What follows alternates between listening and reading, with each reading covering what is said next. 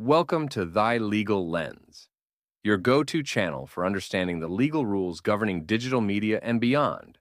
Today, we're diving into an important topic: international law. What is it?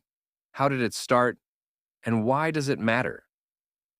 Let's break it down. One, origin of international law. International law isn't new. It has evolved over centuries. Let's take a quick look at its journey. Ancient civilizations. Treaties between Mesopotamian city-states and Egyptian rulers set the foundation. The Greeks and Romans also contributed with early diplomatic norms and the Roman concept of jus gentium, law of nations. Medieval period. The Catholic Church played a role in resolving disputes between European states, while feudal rulers signed agreements shaping international relations. Modern era. The Peace of Westphalia. In 1648, introduced the concept of sovereignty, marking a major shift in international law.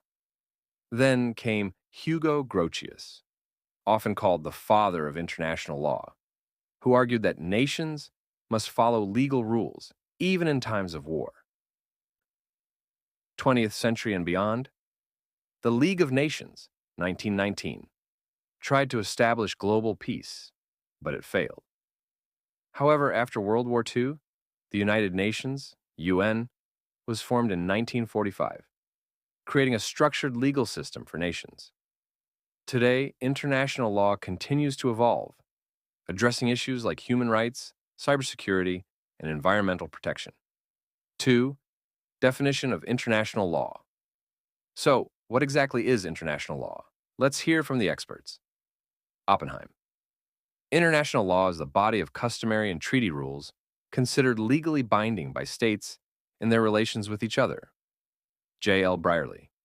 It's the body of rules that guide interactions between states and international entities. In simple terms, international law sets the legal framework for how countries interact, covering everything from trade agreements to war regulations, human rights to environmental law. 3. Nature of international law.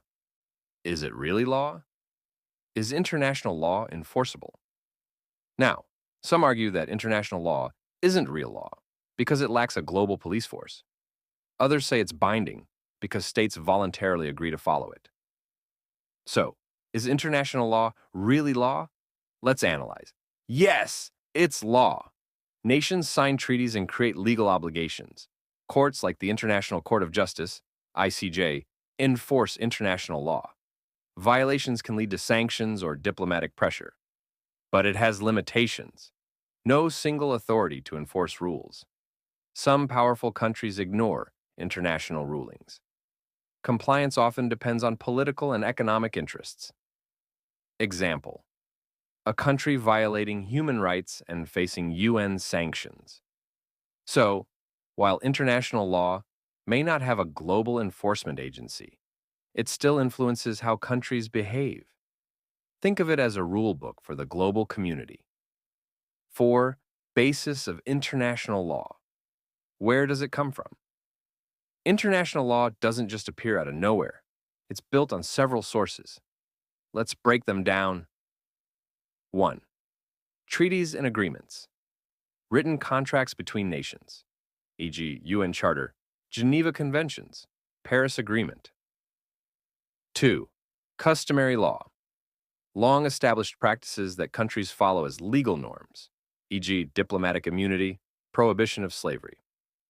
3. General legal principles. Fundamental legal concepts like fairness, good faith, and justice. 4th. Court decisions and legal experts. Rulings from ICJ, ICC, and works of legal scholars help shape international law. 5. Role of international organizations. The United Nations, UN, World Trade Organization, WTO, and International Monetary Fund, IMF, all contribute to the enforcement and development of international law. 5. Why should you care about international law? Case study examples: trade sanctions, climate agreements, human rights cases. You might be thinking, okay, but why does this matter to me? Well, international law affects us all. 1. Internet and digital media laws. Social media platforms must follow global data protection laws, like GDPR and privacy policies. 2. Human rights protection, cases of war crimes, refugee rights, and press freedom fall under international law. 3. Global trade and economy. Countries follow trade laws to avoid disputes and economic sanctions. 4. Cybersecurity and AI regulations. With AI and cyber threats on the rise, international law is shaping digital governance.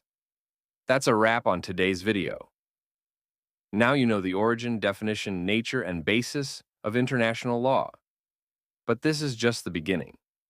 There's so much more to explore. Subscribe to Thy Legal Lens for more legal insights on digital media and international law. Got questions? Drop them in the comments. Like this video? Smash that like button and share it with your friends.